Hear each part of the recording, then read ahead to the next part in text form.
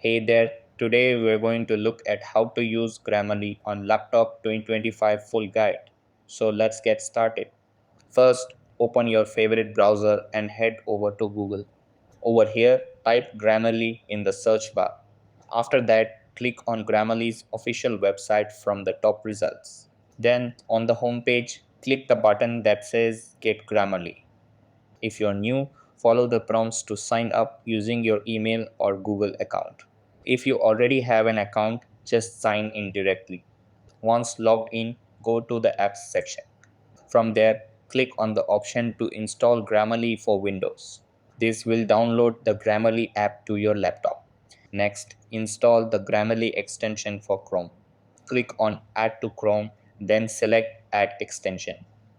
After that, click the puzzle icon in the top right of your browser. Then find Grammarly and click the pin icon to keep it on your toolbar.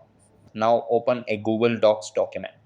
Over here, you'll see the Grammarly icon in the bottom right corner. Click on it to see suggestions like grammar fixes, style tips, and tone improvements. You can click each suggestion to apply or learn why it's being recommended. And that wraps it up. Appreciate you watching. See you in the next